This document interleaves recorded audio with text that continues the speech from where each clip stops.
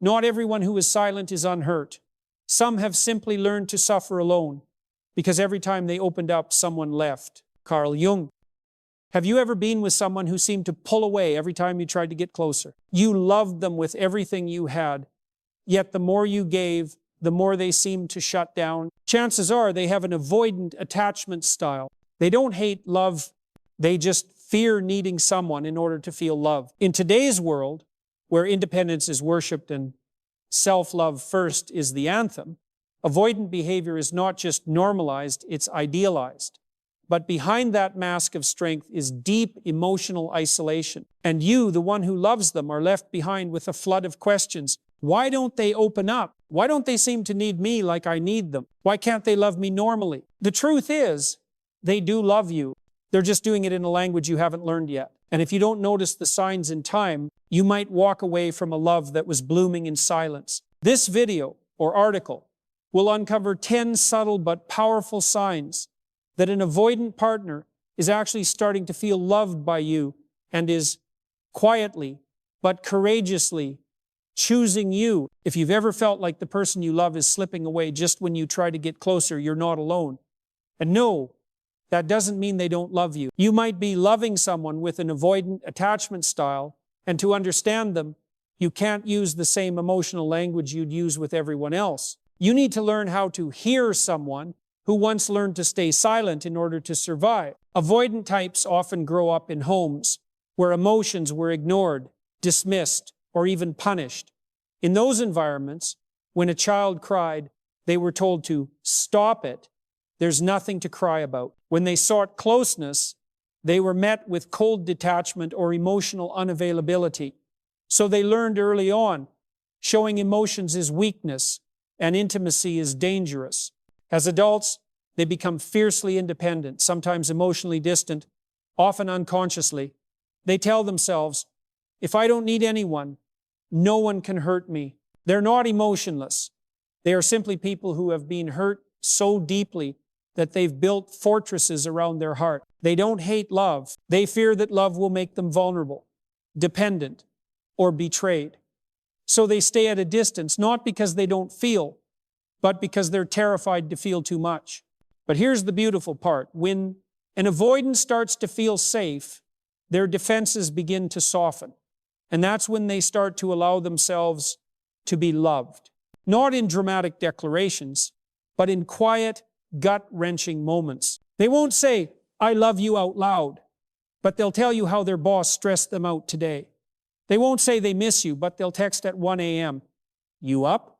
And if you're attentive enough to recognize these moments, you'll see a love that's slow, quiet, and deeply courageous begin to bloom. And it's in those small, quiet moments that you'll begin to see the person who once ran from closeness, avoided vulnerability, and feared emotional dependency is slowly emerging from the protective shell they've lived in for years. But to recognize it, you must learn to observe with a deeply attuned heart, not just a love-hungry ego. They won't say, I love you, like in a movie, but they express their love through a private, deeply layered system of signals, most of which are easily overlooked. That's why this next section is so important. Here are 10 subtle, powerful signs that someone with an avoidant attachment style is starting to feel loved by you and is slowly, bravely letting you in. 1, they begin to share about their day with emotions attached.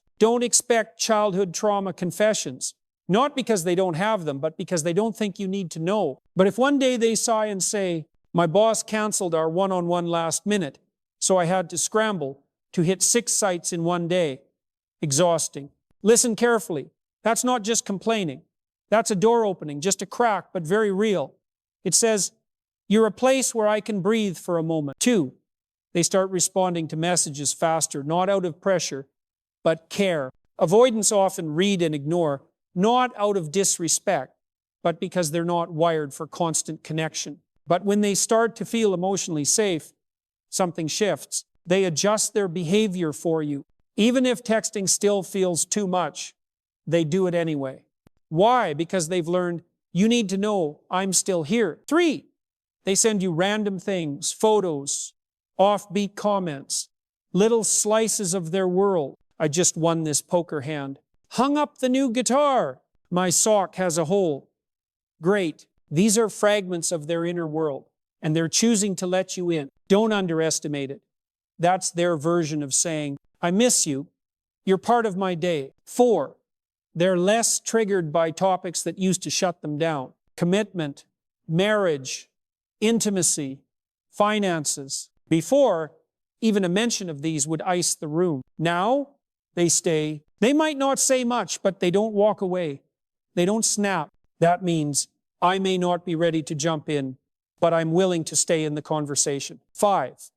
They begin trying to meet your needs, even when they don't fully understand them. You like hugs before bed? You want a goodnight text? You'd love flowers on your birthday? They may not see the point, might even find it a little awkward, but they still do it. Not because they're trying to be someone else, but because you accepted the way I love. Now I want to honor the way you feel loved. 6. They open up about private insecurities. Avoidants are masters at keeping things inside. But if, in the middle of a normal conversation, they quietly admit, I haven't been doing great at work lately. I feel kind of lost. That's not just venting. That's bravery, a quiet invitation into their inner world, something they rarely offer anyone. 7. They share excitement, joy, future plans. I'm going on a trip with my dad next week. Can't wait. An avoidant only shares this kind of thing when they believe you won't hijack their joy or use it against them. They trust that you won't judge, control, or manipulate the moment. They want you there not to take over their joy, but to witness it with them. 8. They begin thinking about you even without saying so.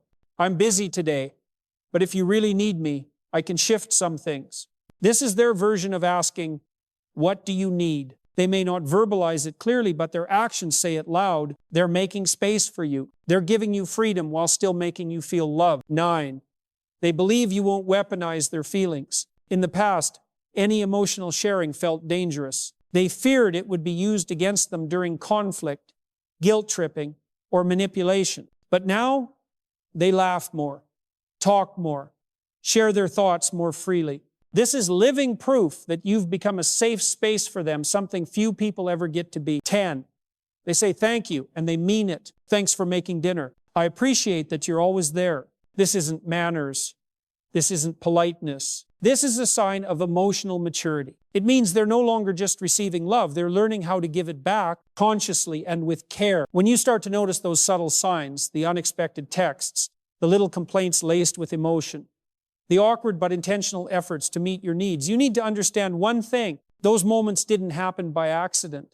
Avoidant individuals don't just wake up one day suddenly knowing how to love. Every action, no matter how small, is the result of a slow, often wordless transformation, an honest reflection that they feel safe with you. And that sense of safety doesn't come from you being easy or perfect. It comes from your ability to be patient without losing yourself. So if you're in love with an avoidant, this is your reminder. You're doing really, really well. You might be the anxious one, the one who always initiates the conversation, who asks, are you okay? More than you should, who tries to understand even when you're not being understood. You might have felt small, lonely, or even foolish for believing that they care. But if they've begun to open up, to share what they once hid, to respond even just a little, then what you're doing matters. 2, you're not giving too much. You're doing something right. Because loving an avoidant isn't just a journey of learning how to love them.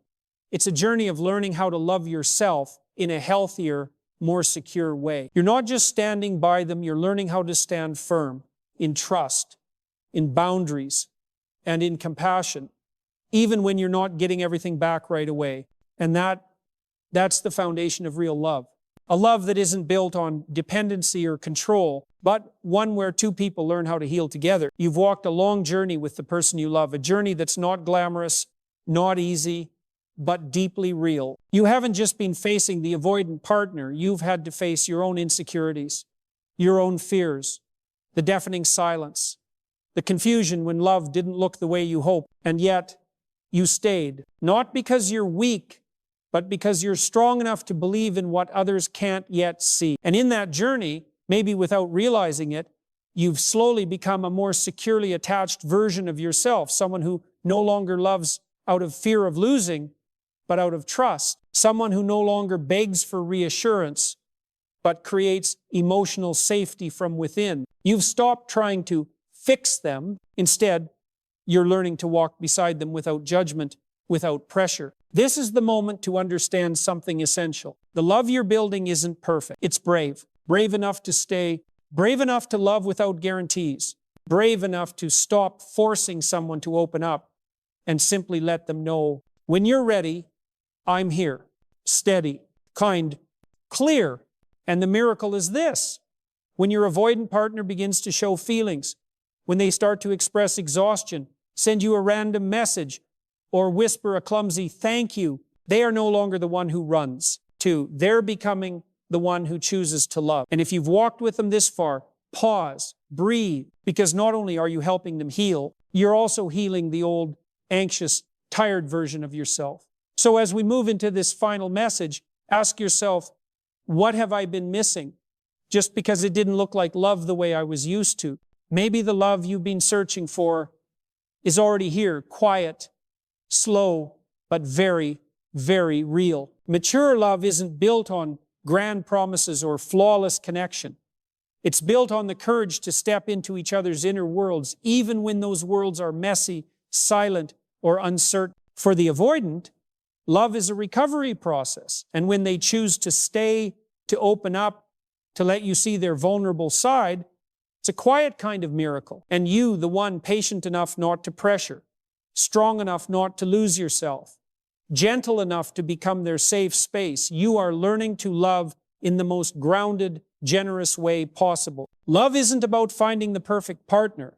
It's about two imperfect humans, brave enough to heal together. Remember, the change you're seeing in your avoidant partner isn't coming from pressure. It's not because you loved harder. It's because of the safety you created, not through words, but through presence. So if you're loving someone with an avoidant attachment and you're seeing these subtle signs, cherish them. Don't downplay them. Don't overlook them. Because maybe this is how they're saying, I love you, in the only way they know how. And that kind of love, slow, clumsy, real, might be the truest love of all.